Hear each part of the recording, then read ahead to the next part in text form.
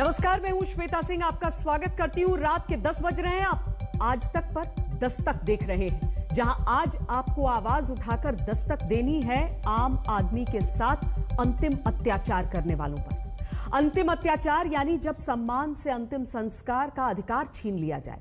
अंतिम अत्याचार यानी जब सम्मान से अपनों का शव भी घर तक ले जाने का अधिकार न दिया जाए। अंतिम अत्याचार यानी जब आम आदमी के शवों को कूड़े की गाड़ी में भरकर फेंकने की संवेदनहीनता सामने आए, तो जरूरी है कि शवों तक के कुप्रबंधन के लिए जिम्मेदार लोगों के भीतर संवेदनशीलता पैदा करने के लिए दस्तक दी जाए।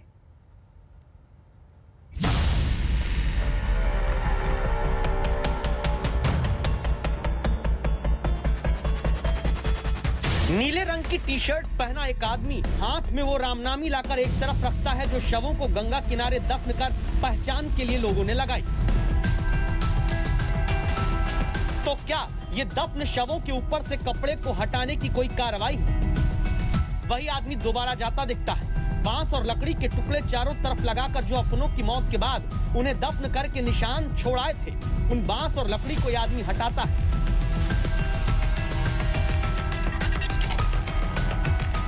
गंगा किनारे दफन शव के ऊपर रखे पीले, भगवे, नारंगी कपड़े को उठाकर खींचकर एक किनारे ला देता है।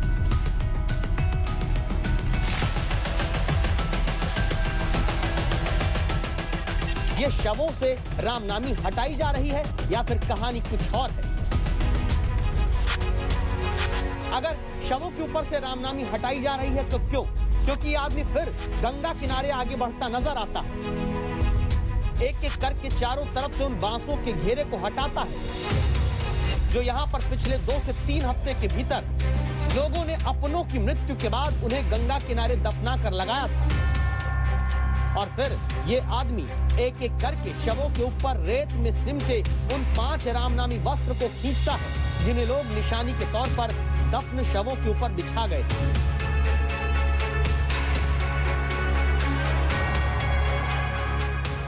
ये कार्रवाई शवों के सम्मान से जुड़ी है या फिर शवों को गिनने की पहचान बने कपड़ों को हटाने का कोई प्रशासनिक कदम?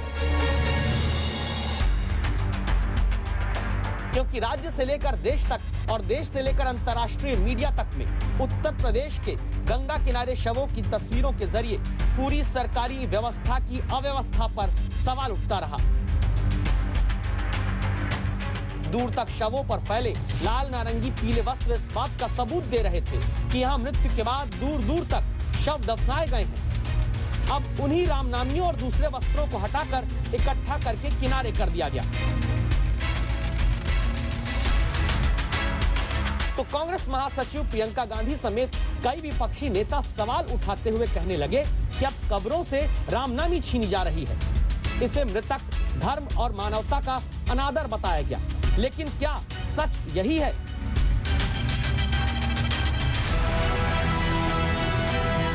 क्योंकि इसी घाट पर हमें यह तस्वीर भी दिखती है जिसमें प्रयागराज के नैनी क्षेत्र के गंगा घाट पर फावड़े से रेत को दफन शव के पास इकट्ठा करके ढका जाता है। तो सवाल उठता है कि सच्चाई क्या है?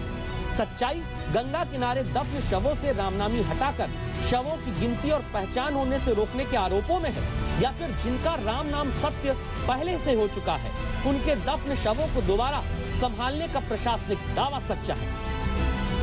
आज तक की टीम को नैनी क्षेत्र में शव नियंत्रण कमेटी की सदस्य नीलम यादव बताती हैं। शवों जो बाहर आ गए थे, जो पिछले जो आंधी पानी 2-3 दिन से हो रहा था, कुछ शवों के बाहर आने के था, तो हम लोग लगातार यहाँ जो सफाई कर्मी लगे हुए हैं उनको शवों को ढकने का काम। आवारा पशुओं की जो यहाँ पे जो कर्मी लगे हुए हैं वो लोग यहाँ पर सारे पशुओं को बाहर भगा रहे हैं।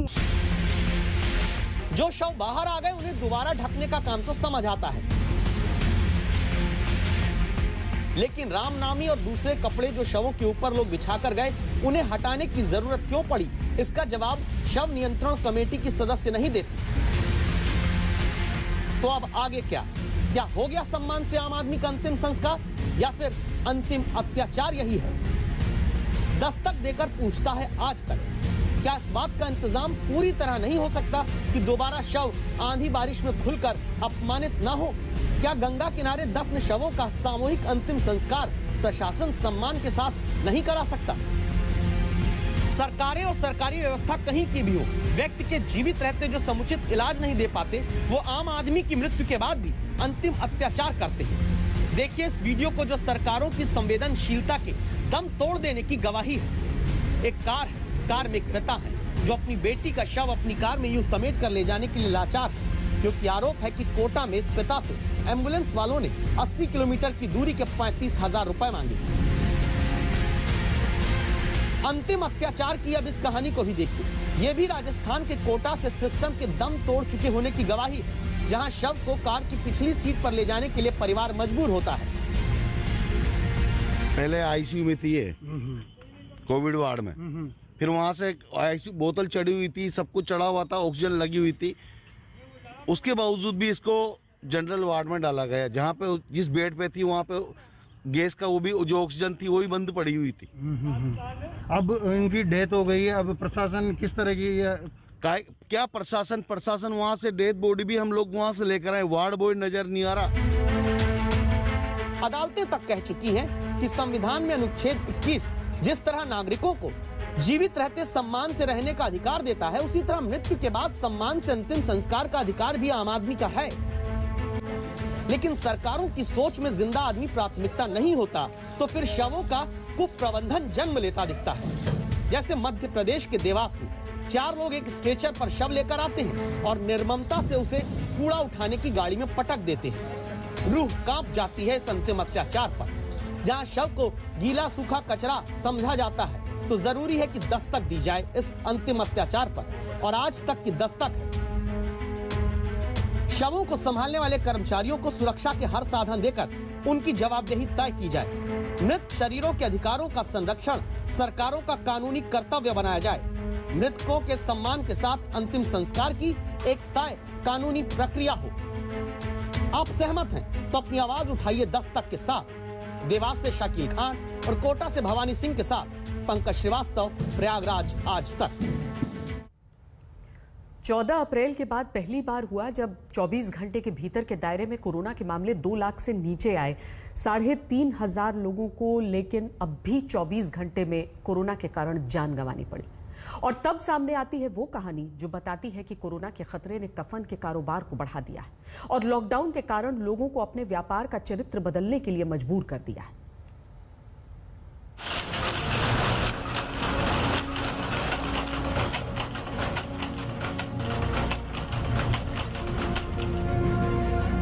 ये कहानी है देश में बढ़ती मृत्यु पर तेजी से बढ़ते रोजगार की और देश को मृत्यु के संकट से बचाने के लिए लॉकडाउन में आई बेरोजगारी की।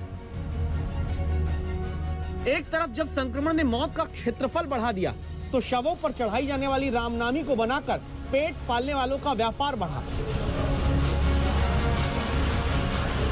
दूसरी तरफ शादी ब्याह मुंडन और दूसरे उत्सवों में डीजे बजाकर पेट पालते थे जो उन्हें अपना डांस फ्लोर जमीन पर बिछाकर अब लॉकडाउन में तरबूज और खरबूज बेचना पड़ रहा है। कोरोना के कारण आम आदमी के जीवन से जुड़ी इन 2 कहानियों में कैद है सच, कफन के बाजार और बेरोजगार की। पहले गया की गलियों में पहुंचे संवाददाता सुजीत कुमार झा के साथ आप भी चलिए। जब देश भर में मॉल और बड़े बड़े शॉपिंग कॉम्प्लेक्स बंद हैं, तब गया की इन्हीं गलियों में छप रहा है अलग अलग रंगों और धर्मों के खांचे में वो वस्त्र जिन्हें जीते जी नहीं बल्कि मृत्यु के बाद शवों पर डालने की परंपरा है। गया के पटवा टोली को बिहार का मैनचेस्टर भी कहा जाता है। यहाँ गमछा, चादर और पीताम्बरी यानी कफन का निर्माण होता है, जो कि पूरे बिहार, बंगाल, उड़ीसा और तमाम जगहों पर इसकी सप्लाई होती है। बाजार बंद होने की वजह से चादर और गमछे की डिमांड तो नहीं है, लेकिन इसके बावजूद पावर लूम लगातार यहाँ पर चल रहे हैं। तो इसके पीछे की वजह है पीताम्बरी यानी कि कफन की डिमांड। आप गमछा चादर भी बनाते हैं? कभी कोई नहीं चाहेगा कि चादरों और गमछों की जगह वो कफन रूपी वस्त्र ज्यादा बनाना पड़े, लेकिन अभी इन्हीं की डिमांड दावा है 200% तक बढ़ गई और यही कमाई बताती है कि मृत्यु का आंकड़ा देश में अब भी कम नहीं हो रहा। एक डेड बॉडी आता है तो उसमें कई 8-10 लोग भी चढ़ाते हैं, 20 भी चढ़ाते हैं, तो उसमें अभी रिकवरी जैसे अच्छा आ रहा है कि कोरोना ठीक हो रहा है, तो घाट पर भी ज्यादा लोग जाते हैं। तो हमको लगता है कि एक डेड बॉडी के पास 20 से 25 पीस भी जाता होगा। अब देखिए इन दो तस्वीरों को, एक तरफ बिहार के गया में कफन का कारोबार है और दूसरी तरफ लखनऊ में वक्त की ऐसी मार है। जो कपड़े की दुकान चला रहे थे, अब उन्हें अपनी बंद दुकान के बाहर सैनिटाइजर बेचना पड़ता है। लखनऊ में बालाजी वस्त्र भंडार की दुकान चलाने वाले मनोज गुप्ता को अपनी दुकान का किराया, घर का खर्चा चलाने के लिए लॉकडाउन में दुकान के बाहर यूं रोज घंटों बैठना पड़ता है। सैनिटाइजर की कुछ शीशियां लेकर बैठते हैं, कोई और काम कर नहीं सकते। 50 रुपए की एक शीशी बेचते हैं, दिन भर के कुछ रुपए मिल गए तो शायद घर चल जाए। बच्चों के खर्चे, घर के खर्चे, अब हम इसी मारे मजबूरी में ये दुकानें बंद हो गई तो हम लोग सैनिटाइजर मास्क बेच करके अपना खर्चा निकाल रहे हैं। अब लोग को दुकान का किराया भी देना हम लोगों को कहाँ से देंगे? सरकार हमारे लोगों को सुन नहीं रही कुछ। व्यापारी पहले मर जाता है कि बंद करो दुकान, अब दुकान बंद करके हम लोग क्या करें? ये कोरोना की उस मार की कहानी है जिसने लोगों को अपने काम धंधे का ही चरित्र बदलने को मजबूर कर दिया। वरना जो नादिर अली डीजे साउंड चलाकर बड़ा काम करते थे, वो उसी बंद डीजे के डांस फ्लोर पर तरबूज रख कर ना बेच रहे होते। हम इस समय लखनऊ के एक ऐसे इलाके में मौजूद हैं जहां पर इलाके के एक लाला डीजे के नाम से, जो शादी ब्याह में डीजे बजाया जाता था, वो डीजे का बड़ा काम था, इलाके के बड़े नामों में से शुमार होता था। लेकिन इस लॉकडाउन के चलते जहां तमाम पाबंदियां लागू हुई तो आज वो लाला डीजे तरबूज और खरबूजा बेचने का फ्लोर बन गया है।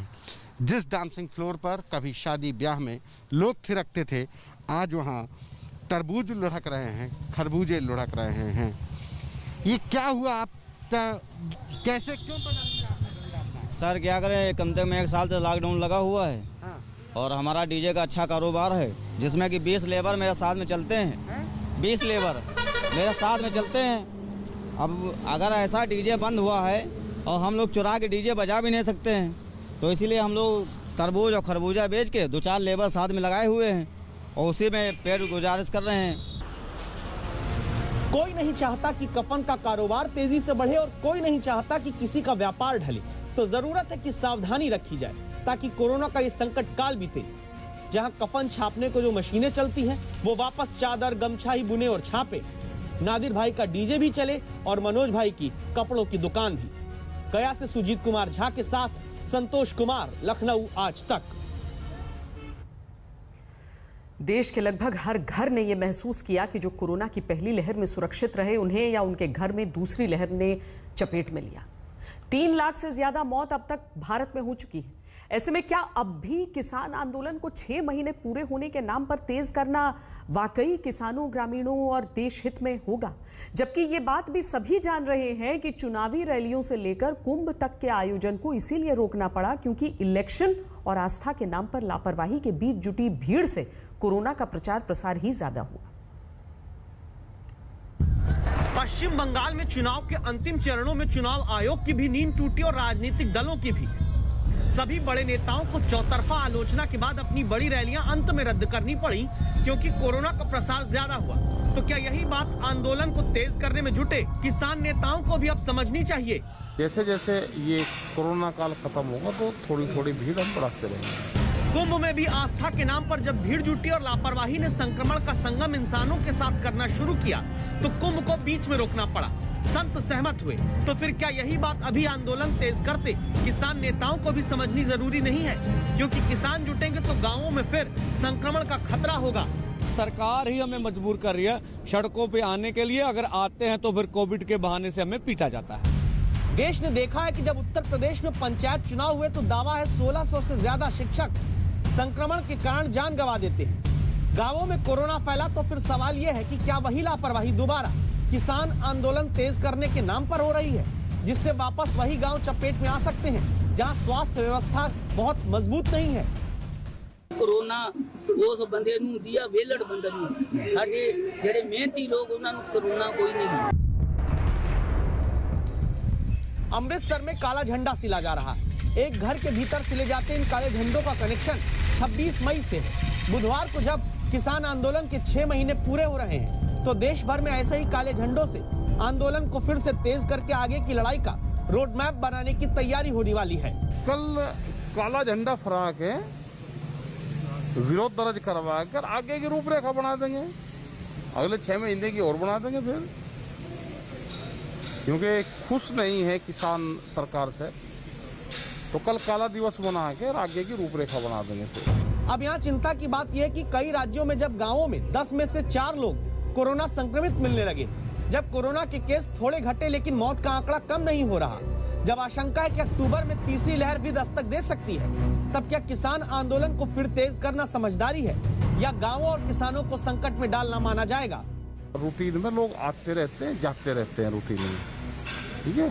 तो अभी उतनी भीड़ हम नहीं कर रहे जितनी भीड़ उस टाइम पर थी, लेकिन जैसे जैसे ये कोरोना काल खत्म होगा तो थोड़ी थोड़ी भीड़ हम बढ़ाते रहेंगे। 26 मई बुधवार को यूं तो राकेश टिकैत के मुताबिक किसान और किसान समर्थक घर ट्रैक्टर गाड़ी पर काला झंडा लगाएंगे, अपने गांव और शहर में केंद्र सरकार का पुतला फूकेंगे।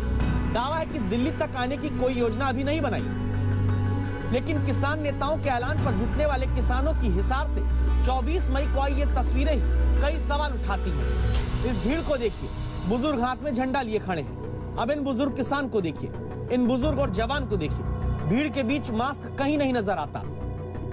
किसानों पर दर्ज केस के खिलाफ महापंचायत में जुटे किसान यहाँ चढ़कर बैठे, इन चारों में किसी ने मास्क नहीं लगाया। देखिए, क्या यहाँ कोरोना का खतरा नहीं? क्या यहाँ से संक्रमण और गांवों तक पहुँचने का खतरा नहीं? क्या ये लोग जब अपने घर, अपने गांव ऐसी भीड़ में काफी लोगों से मिलकर लौटेंगे तो वायरस का आंदोलन तेज होने का डर नहीं होगा? इस फ्रेम को देखिए, 10 से ज्यादा लोग यहाँ पर हैं, लेकिन मास्क नहीं। इस लाइन को देखिए, क्या यहाँ किसी ने मास्क पहना है? ये तस्वीरें बताती हैं कि जब आप भीड़ को चाहे रैली के नाम पर जुटाते हैं या कुंभ के नाम पर या किसान आंदोलन के नाम पर, तब आप भीड़ को संक्रमण के खतरे से दूर नहीं रख सकते। इस बात को समझने की जरूरत है कि सवाल आंदोलन पर नहीं बल्कि चिंता आंदोलन में जुटती भीड़ से कोरोना के फैलने की है। और ऐसे में राजनीति का हाल देखिए, सोनिया गांधी, शरद पवार, ममता बनर्जी, केजरीवाल, मायावती समेत 14 दल ने किसान आंदोलन के 26 मई के विरोध प्रदर्शन को समर्थन दिया, लेकिन उसी कांग्रेस के पंजाब में मुख्यमंत्री कैप्टन अमरिंदर सिंह के मुताबिक किसानों का धरना कोरोना का सुपर स्प्रेडर बन सकता है। तो किसान नेता आंदोलन से कोरोना का खतरा जताते कांग्रेस के मुख्यमंत्री की चिंता को भी खारिज करते हैं। कैप्टन सरकार 4.5 सालों में कुछ भी वादा पूरा करने से नाकाम जब हुई है, और जो चिकित्सा व्यवस्था हमारी देश की वो चरमरा चुकी है, कोविड पर भी उनकी कोई पकड़ नहीं है, तो अपने मतलब जो नाकामयाबी है उसका भंडार जो अब किसान आंदोलन के फोड़ा जा रहा है। कुंभ से लेकर चुनावी रैलियों तक को रोकने में हुई देरी का नतीजा देश ने अभी भुगता है, इसका सच सब जानते हैं। जरूरी है कि अभी जो कोरोना की समस्या सबसे बड़ी खड़ी है, उसे ही देखकर गांवों और किसानों के हित में आंदोलन को लेकर फैसला किसान करे। कुमार कुणाल, दिल्ली, आज तक। सिंघू बॉर्डर जो किसानों के आंदोलन का प्रमुख केंद्र रहा है, क्या वहां आसपास के गांव कोरोना की दूसरी लहर की चपेट में नहीं आए? क्यों किसानों का प्रदर्शन किसानों और गांव वालों के लिए खतरा बन सकता है? इसकी जमीनी हकीकत भी हमने तलाशी। सिंघू बॉर्डर के पास के गांव के किसानों से ही पूछा है, क्या आंदोलन और प्रदर्शन को अभी रोकना जरूरी नहीं? 6 महीने से दिल्ली हरियाणा की सीमा पर यही है वो सिंघू बॉर्डर, जिसे आसमान से देखने पर भी जमीन पर आंदोलन का वो डंडा और झंडा और तंबू तने नजर आते हैं, जहां से किसान आंदोलन को ऑक्सीजन अब तक मिलती रही। यहाँ किसानों की भीड़ कुछ छटी, लेकिन किसान आंदोलन को जब फिर जमीन पर तेज करने की आवाज उठने लगी, तो कोरोना की दूसरी लहर के बीच हरियाणा के सोनीपत में सिंघू बॉर्डर से सटे पीतमपुरा गांव की गलियों में आज तक संवाददाता प्रीति चौधरी पहुंचती हैं। सवालों की उन फहरिस्त को लेकर जिनके जवाब किसान नेता तो अब तक खारिज करते आए, लेकिन क्या सिंघू बॉर्डर के पास के गांव की गलियां ही कोरोना की दूसरी लहर से बच पाई? और अगर नहीं, तो फिर क्या किसानों के मुद्दे का समर्थन करने वाले गांव के लोग अब भी चाहते हैं कि आंदोलन जारी रहे, या फिर संक्रमण फैलने के खतरे के बीच आंदोलन की गति थम जाए? गांव में N95 मास्क लगाए मिले युवा संदीप की दस्तक सुनते हैं।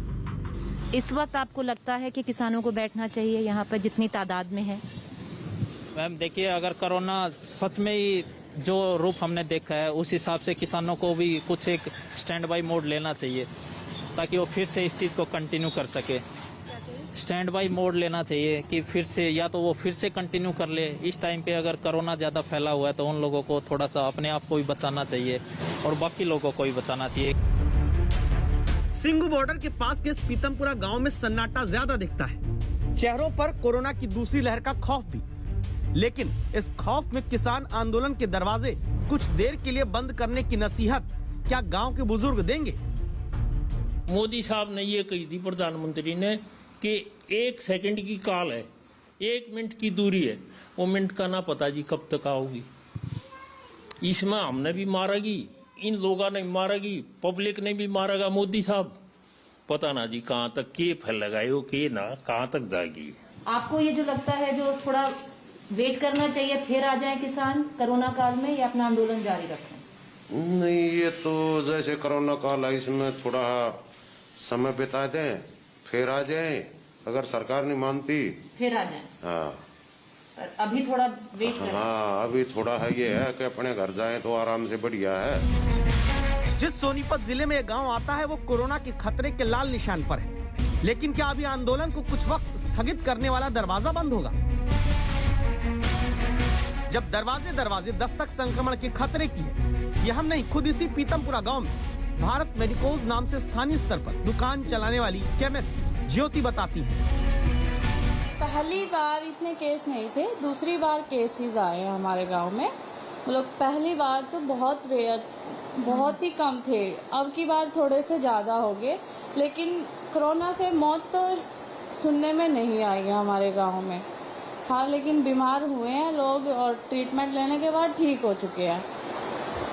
घर में आइसोलेट कर रहे हैं? हाँ, नहीं, हॉस्पिटल में भी हुए हैं, लेकिन वहाँ से भी अपना ठीक होके घर वापस आ गए, और यहाँ घरों में भी आइसोलेट।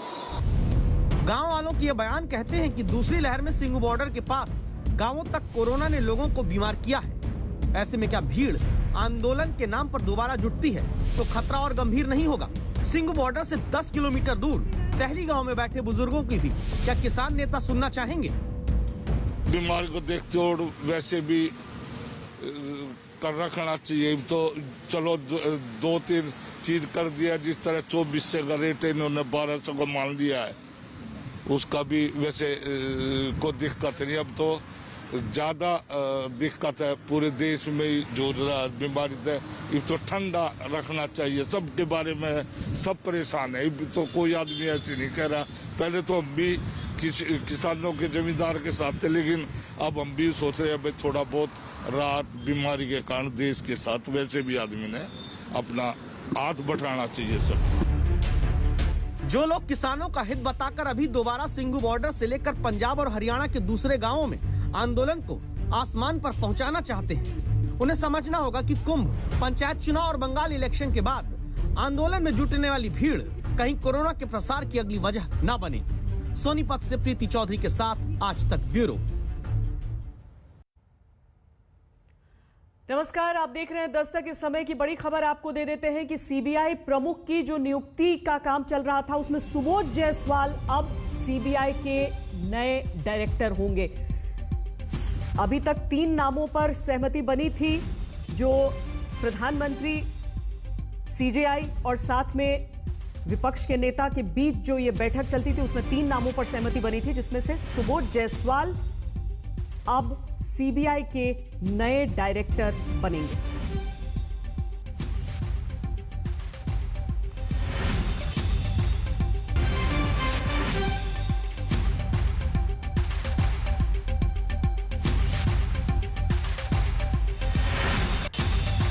उन्नीस 1985 बैच के महाराष्ट्र काडर के आईपीएस अफसर हैं सुबोध जायसवाल। शुरुआत से इन्हें फ्रंट रनर कहा जा रहा था इस पद के लिए।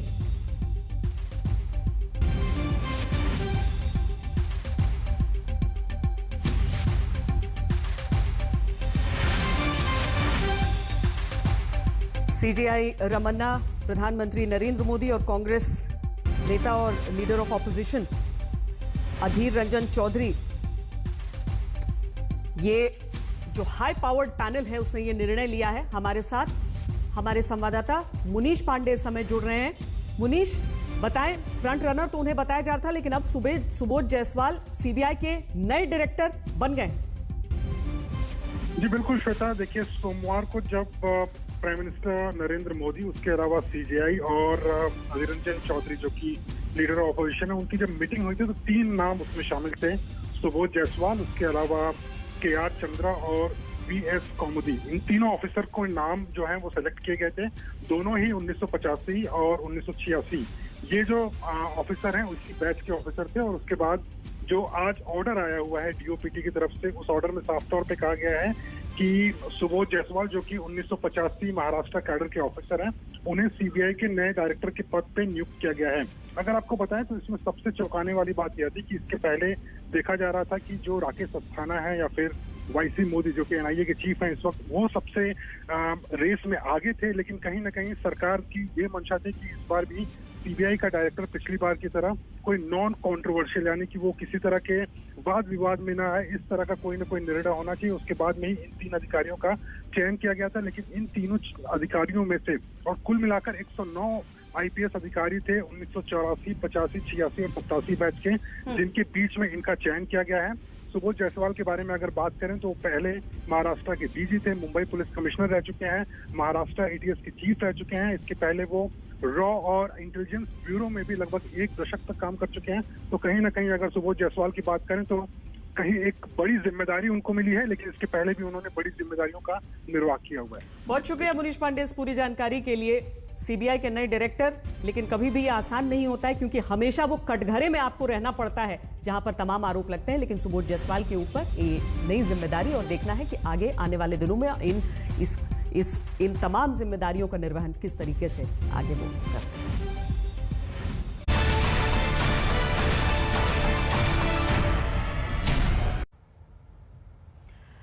और अब हम तूफान की बात करेंगे, क्योंकि पश्चिमी तट पर ताउते तूफान की चुनौती झेलने के बाद भारत अब अपने पूर्वी तट पर एक और तूफान का सामना कर रहा है, यास। इस तूफान का नाम है यास। ये तेजी से उड़ीसा के दक्षिण में बालासोर के पास बढ़ रहा है और जिसके कल सुबह 11 बजे के आसपास टकराने की आशंका है। इस वजह से कई राज्यों में अलर्ट जारी कर दिया गया है। मौसम विभाग का कहना है कि यास नाम का यह तूफान गंभीर चक्रवाती तूफान में बदल चुका है। सबसे पहले एनिमेशन के जरिए हम समझते हैं कि इस तूफान का रूट क्या है और इस तूफान का असर कौन कौन से राज्यों में होगा।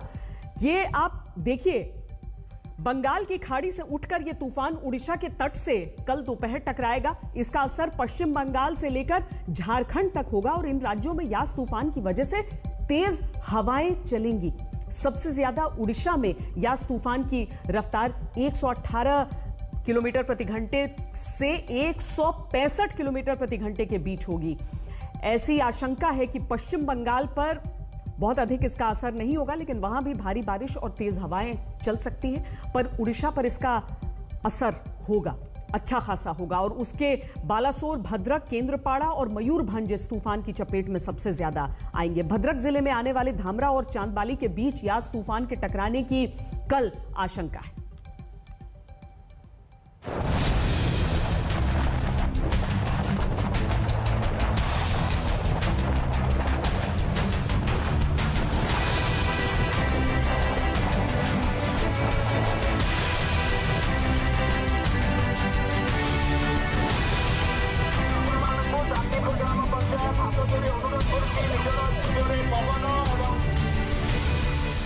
पश्चिम के बाद अब भारत के पूर्वी तट पर तूफान की आहट है और डर कितना है उसे आप सिर्फ एक तस्वीर से समझिए।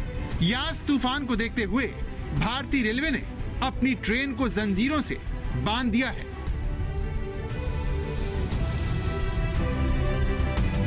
बंगाल की खाड़ी में तूफान आना कोई नई बात नहीं है, लेकिन हजारों टन की किसी ट्रेन के पहियों को इस तरह से सुरक्षित करने के लिए जंजीरों से बांधना वाकई में चौंकाता है और बताता है कि यास तूफान कितना खतरनाक है।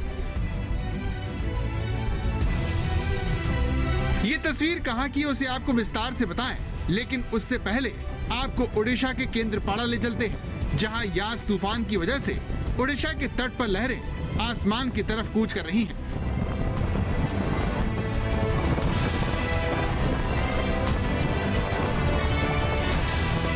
जिस तरह से ताउते तूफान के आने के बाद अरब सागर की लहरें मचल रही थी, वैसा ही कुछ ओडिशा के तट पर भी हो रहा है।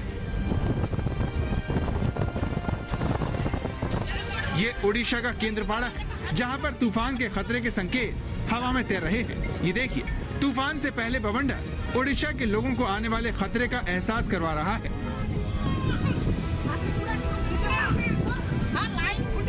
ओडिशा में समंदर के आसपास ऐसे बवंडर लगातार लोगों को डरा रहे हैं।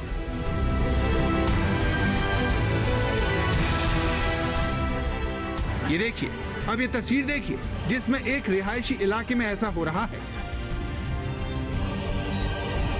ओडिशा में जहां भी ये हो रहा है वो अपने पीछे टूटे घर और अफरा तफरी छोड़कर जा रहा है।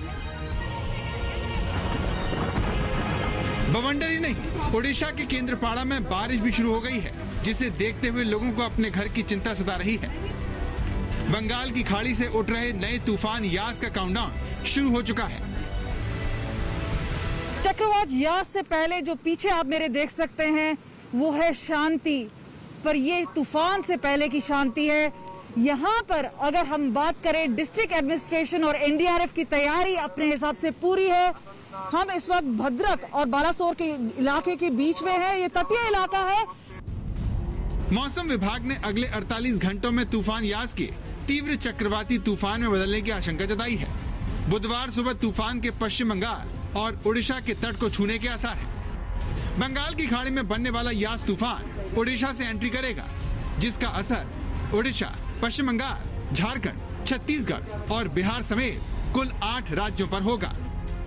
ये जो चक्रवात है अभी पारादीप से लगभग 280 किलोमीटर दूर पे बे ऑफ बंगाल पे केंद्रीभूत है और ये एक सीवियर साइक्लोन स्टॉर्म है। इसका विंड का स्पीड अभी 110-120 किलोमीटर जैसा है और ये धीरे धीरे उत्तर उत्तर पश्चिम दिशा में गति करके कल सुबह यानी सुबह 5 या 6 बजे ओडिशा तट के धामरा के पास केंद्रीभूत होगा।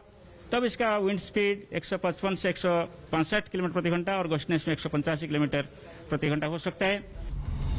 यास की वजह से ओडिशा में सबसे ज्यादा तेज हवाएं चलेंगी, जो 118 किलोमीटर प्रति घंटे से लेकर 165 किलोमीटर प्रति घंटे के बीच होंगी।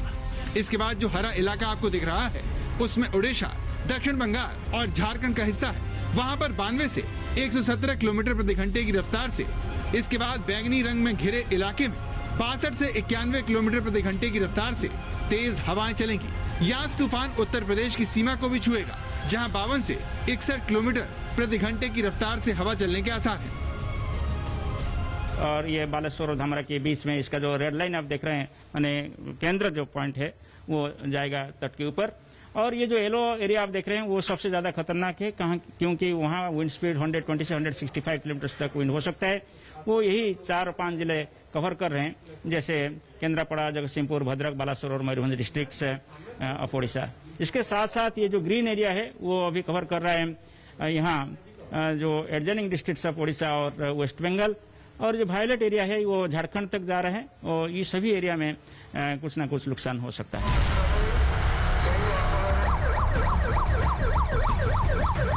मौसम विभाग की ऐसी चेतावनियों को देखते हुए ओडिशा के तूफान प्रभावित इलाकों में सतर्कता बढ़ा दी गई है।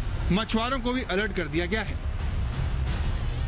आज तक है ग्राउंड जीरो में, इस वक्त हम बालासोर में हैं। आप देख सकते हैं किस तरह से मछुआरों ने अपने जो किश्ती है वो खड़ी कर दी है, वो रिलीफ सेंटर्स में जा चुके हैं। लेकिन असली चुनौती कोविड-19 पैंडेमिक की है, सोशल डिस्टेंसिंग की है और इसी बीच में उड़ीसा सरकार के सामने बड़ी चुनौती।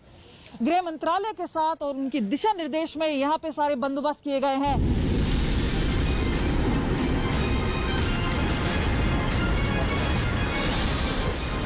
बालासोर में तूफान से पहले मौसम लगातार खराब होना शुरू हो गया है। यास तूफान के खतरे को देखते हुए इस वजह से समंदर किनारे रहने वाले लोगों को सुरक्षित जगह पर भेजा जा रहा है। एनडीआरएफ की टीम स्थानीय लोगों को तूफान के खतरे से आगाह कर रही है।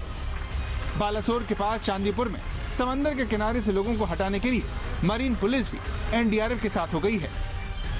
यहाँ सुबह से ही मौसम तूफान की खबर दे रहा है। हालांकि इलाका थोड़ी ऊंचाई वाला है, लेकिन जानकार चेतावनी दे रहे हैं कि कल जब तूफान टकराएगा तो समंदर की 2 से 3 मीटर ऊंची लहरें इस इलाके के लिए खतरनाक हो जाएंगी। सबसे बड़ी चिंता बात है जो कल जो आएगी 26 तारीख को जो यहाँ लैंडफॉल करेगी उसका तो वो स्तर बढ़ेगा, मतलब ये और भी 2-3 मीटर पानी उठने वाला है। तो ये जो हम लोग जो ड्राई डॉग का टाइम में जो बोलते हैं ना, ये ऊंचा इलाका है, पर ये अभी सुरक्षित नहीं है। हम लोग का सब बोर्ड वोर्ड का सबको बांध चुके हैं। अब ऊपर वाला ऊपर भरोसा छोड़ दिए हैं। अब प्राकृतिक है, उसको तो खेती करेगा। बस हम लोग दुआ मांग रहे हैं और सबको बस यही बोलना है कि घर में रहो, सुरक्षित रहो। अगर यास तूफान के असर की बात करें तो कुल 8 राज्यों पर यह सीधा असर करेगा। यास की वजह से पश्चिम बंगाल और सिक्किम में अगले 3 दिन भारी से बहुत भारी बारिश की आशंका है। झारखंड में बुधवार, गुरुवार और शुक्रवार, तो बिहार के कई इलाकों में गुरुवार को बारिश के आसार हैं। असम और मेघालय में भी 26 और 27 मई को कई जगह पर हल्की बारिश की बात मौसम विभाग ने कही है। इसी तरह से दक्षिण में उत्तरी आंध्र प्रदेश और उड़ीसा के कई जिलों में भारी बारिश की चेतावनी जारी की गई है।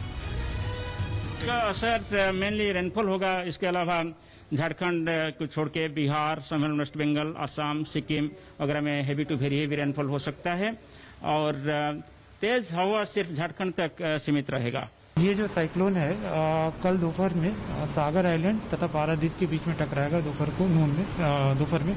उसके बाद इसकी डायरेक्शन नॉर्थ वेस्टर्ली रहने की संभावना है। तो इसके परिणाम स्वरूप बिहार में भी साउथ बिहार के डिस्ट्रिक्ट में इसका कुछ असर दिखेगा। हमने जो कुछ डिस्ट्रिक्ट में आज कल हेवी रेनफॉल दिया है, 1-2 डिस्ट्रिक्ट में होने की संभावना है। इसके अलावा परसों साउथ बिहार के कुछ डिस्ट्रिक्ट में हेवी टू वेरी रेनफॉल होगा।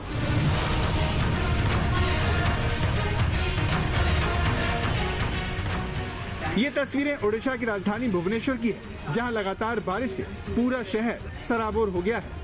हालांकि यास तूफान टकराएगा तो बालासोर से, लेकिन असर ओडिशा के तमाम इलाकों पर होने लगा है। बालासोर से कमलजीत संधू के साथ अनुपम मिश्र, दीघा, आज तक। उड़ीसा के तटीय इलाकों में बरसात शुरू हो चुकी है और कुछ ही घंटों में तूफान यहां दस्तक देने वाला है। यूं तो उड़ीसा में तूफान आते रहते हैं, लेकिन कोरोना की महामारी के बीच तूफान की दस्तक ने एनडीआरएफ से लेकर उड़ीसा पुलिस की चुनौती को बढ़ा दिया है।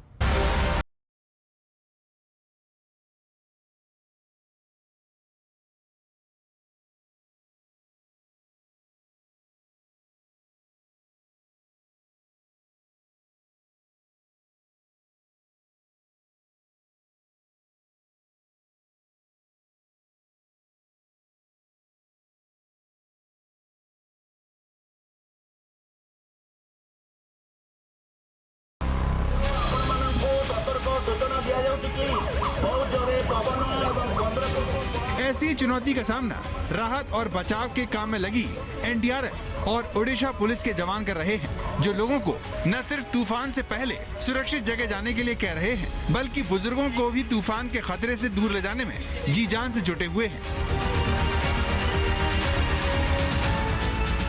जब 91 साल की बुजुर्ग ने बताया कि वो चल फिर नहीं सकती, तो ओडिशा की मरीन पुलिस के जवान और अफसर कुछ इस तरह से रेस्क्यू करवाकर सबका दिल जीत लेते हैं।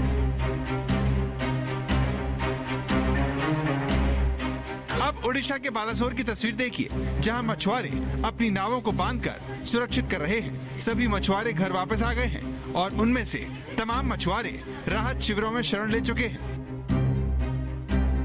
जैसे जैसे मौसम बदल रहा है, वैसे वैसे लोगों का तांता भी यहाँ पे बढ़ता जा रहा है। लेकिन किस तरह के बंदोबस्त किया गया है? कम्युनिटी किचन है, साथ में यहाँ पे लोग जमा हुए हैं, उन्हीं से बात करते हैं। किस तरह का बंदोबस्त किया गया है?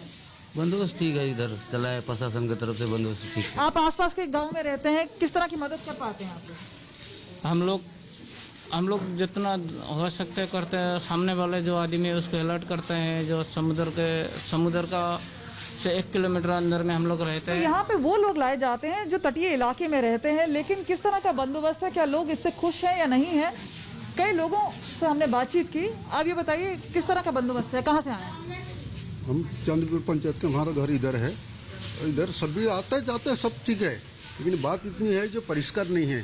और सब ठीक है, आना जाना तो खाना पीना कोई तकलीफ नहीं है, सब ठीक ठाक, बंदोबस्त ठीक है। हमारे सरपंच जी आते हैं, सब खाना पीना देखना सुनना सब भी ठीक है, कोई तकलीफ नहीं है। लेकिन तकलीफ एक ही बार जो परिष्कार नहीं है। अभी कोरोना का टाइम है, परिष्कार होना जरूरी है, इसको परिष्कार करने के लिए। यास तूफान के कहर से निपटने के लिए एनडीआरएफ की टीम को इस बार पीपीई किट पहनकर रेस्क्यू ऑपरेशन करना पड़ रहा है। ये अनुभव इनके लिए भले ही नया हो, लेकिन फिर भी ये तूफान के कहर से लोगों को बचाने के लिए पश्चिम बंगाल से ओडिशा तक में एनडीआरएफ की 46 टीमें इसी तरह से दिन रात काम कर रही हैं। गांव में जगह जगह अनाउंसमेंट की जा रही है, घोषणा की जा रही है कि एहतियात बरता जाए। उड़ीसा में हर साल 1 या 2 बड़ा साइक्लोन जरूर आता है, पर उससे पहले किस तरह की तैयारी आप देख सकते हैं। जॉइंट फोर्स है यहाँ पे एनडीआरएफ की और पुलिस की। तूफान से होने वाले नुकसान को कम करने के लिए भारतीय सेना भी मैदान में उतर चुकी है। भारतीय सेना की ईस्टर्न कमांड की एक टीम पश्चिम बंगाल में रेस्क्यू ऑपरेशन के लिए तैनात है। सेना की टुकड़ी राज्य सरकार के साथ समन्वय बनाकर काम करेगी। ये सभी जवान राहत और बचाव के काम में एक्सपर्ट हैं। इनके पास इस काम के लिए जरूरी सभी उपकरण भी हैं, जो तूफान के बाद सड़कों पर गिरने वाले पेड़ों को काटने के अलावा फंसे हुए लोगों को सुरक्षित स्थानों पर ले जाने की जिम्मेदारी बखूबी निभाने वाले हैं। ओडिशा के 11 जिलों से अब तक 2,48,000 लोगों को खतरे की जगह से हटाकर राज्य में बने 5,523 शेल्टर होम में पहुंचाया जा चुका है। ओडिशा में ही एनडीआरएफ की 52, ओडीएआरएफ की 60 और 206 फायर सर्विस टीम, 86 पेड़ काटने वाली टीम तूफान से होने वाले नुकसान को कम करने के लिए पोजीशन ले चुकी है। ओडिशा की तरह मौसम विभाग ने झारखंड में भी यास तूफान को लेकर अलर्ट जारी किया है। एनडीआरएफ की टीम यहाँ भी लोगों को जागरूक कर रही है। एनडीआरएफ को एक्टिव किया गया है। कल ही जो आपदा प्रबंधन विभाग ने एनडीआरएफ को एक्टिव कर दिया था, और आज एनडीआरएफ जो है शहर के हर कोने में घूम के अवेयरनेस ड्राइव चला रही है कि आप जो है नुकसान को अगर मिनिमाइज करना है, उसको जो है कम करना है, प्रीएम्प्ट करना है, तो आपको जो है घर पे रहना चाहिए। और इस तूफान को देखते हुए हमारी टीमें जो है लगातार जो है दिन रात मेहनत करके तूफान आने से पहले सभी को जागरूक करके जो मदद पहुंचाया जाता है वो पहुंचाने का काम कर रही है। यास तूफान को देखते हुए केंद्र सरकार ओडिशा से लेकर पश्चिम बंगाल सरकार के संपर्क में है, लेकिन यास चक्रवात के खतरे में सबसे ज्यादा ओडिशा है। इसी सिलसिले में ओडिशा के सीएम नवीन पटनायक ने वीडियो कॉन्फ्रेंसिंग के जरिए राज्य में तैयारियों का जायजा लिया। बालासोर से कमलजीत संधू, हावड़ा से बैजनाथ झा के साथ सत्यजीत कुमार, रांची, आज तक। यास तूफान के कारण किस राज्य में ट्रेन की बोगियों को जंजीर से बांधा जा रहा है, पूरी खबर आपको देंगे इस ब्रेक के बाद। आप देखते रहिए आज तक।